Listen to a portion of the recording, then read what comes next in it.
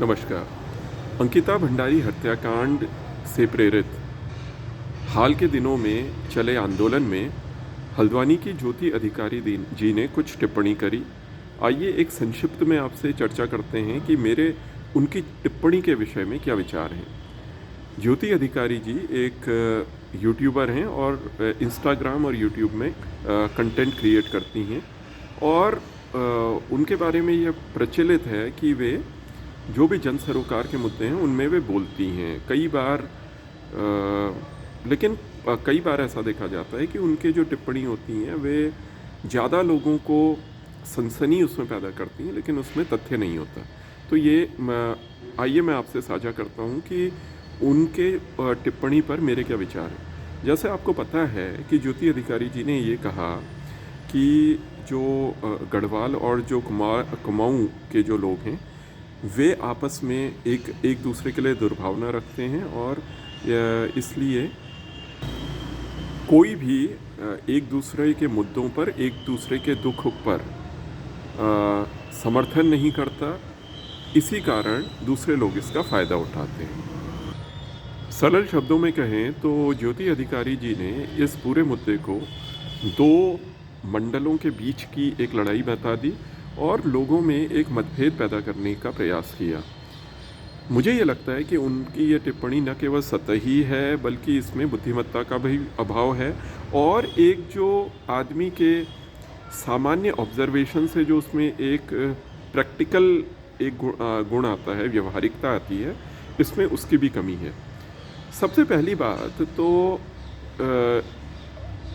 अब अगर हम देखें तो किसी भी मुद्दे को लोग अपने मंडल के आधार पर किसी भी मुद्दे का समर्थन या विरोध नहीं कर रहे। वे किसी भी मुद्दे का विरोध अपनी राजनीतिक रुझान के हिसाब से कर रहे हैं। इसी कारण 11 जनवरी को जो अंकिता भंडारी के समर्थन में जो प्रदेश व्यापी बंद हुआ, उसमें भी आपने ये देखा कि कई पहाड़ी शहरों में इस बंद का मिला जुला असर रहा। चमोली में बंद का कोई ख़ास असर नहीं रहा, जबकि गोपेश्वर में आंशिक असर रहा।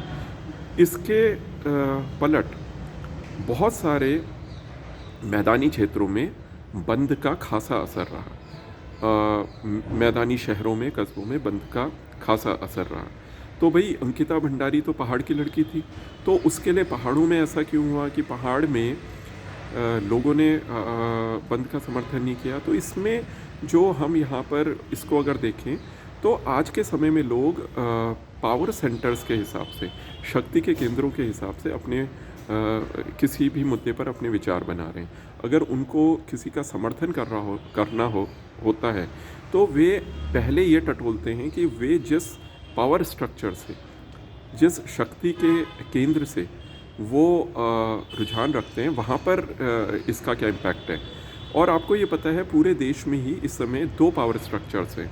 एक वोटर वो है जो कि बीजेपी का वोटर है, जो कि हिंदुत्व के नाम पर और धर्म के नाम पर वोट कर रहे हैं। दूसरा उनके सामने जो खड़ा है, जो करीब 65% है, वह सेक्युलर वोटर है या फिर जो बीजेपी की ये धर्म वाली पॉलिटिक्स को पसंद नहीं करता।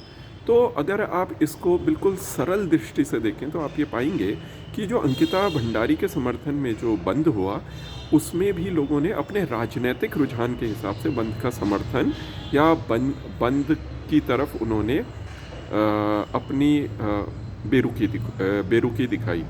तो इसलिए मुझे भी लगता है कि ज़्यादा अच्छा इसका आकलन ये है कि आप ये देखें कि लोग किसी भी, भले ही वो कोई भी मुद्दा हो, युवाओं के रोजगार का मुद्दा हो, नियमितीकरण का मुद्दा हो, अंकिता भंडारी का जो इशू है इसका हो, तो लोग किस तरीके से इसको सपोर्ट या अपोज कर रहे हैं। तो हमने ये देखा कि अधिकतर शहरों में ऐसे सारे शहर जो कि, क्योंकि शहर माने जाते हैं कि बीजेपी के ट्रेडिशनली वे सपोर्ट है वहाँ पर, तो वहाँ पर बंद का उतना कोई खासा असर हुआ नहीं।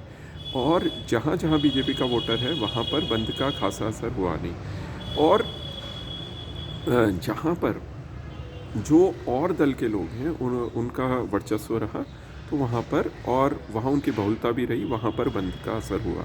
तो ये एक अच्छा एनालिसिस है, एक ये अच्छा विश्लेषण है कि आप अब मंडल के आधार पर या लोगों के जात के आधार पर आप चीज़ों का विश्लेषण करने से बचें और लोगों के पावर स्ट्रक्चर के, वे किस पार्टी को सपोर्ट कर रहे हैं, उसके आधार पर आप किसी भी घटना के असर का आप विश्लेषण करें। तो मुझे लगता है कि आप ज़्यादा सटीक आप कंक्लूजन पर पहुंचेंगे। तो ये मेरी एक संक्षिप्त सी चर्चा थी और मुझे ये लगता है कि लोगों को भी ज्योति अधिकारी के जो ये उनके बयान हैं उनको भी ऐसे ही देखना चाहिए और साथ में उनको ये भी देखना चाहिए कि जो बोलने वाला है कहीं उसका मेन एम कोई सस्ती लोकप्रियता पाने का तो नहीं है, या फिर क्या उसकी उतनी पढ़ाई है, उसका इतना अनुभव है कि वे इतने जटिल मुद्दे पर अपना विचार कुछ बना पाए। तो ये सारी चीज़ें भी आपको समझनी पड़ेंगी। केवल आपके हाथ में माइक आ गया या आपके पास कोई फोरम है, उसके बाद आप कुछ भी बोलते हैं। अमूमन ऐसी कोई भी राय हल्की हो सकती है और उसमें गूढ़ विश्लेषण का अभाव होता है। तो ये मेरी एक संक्षिप्त सी चर्चा थी।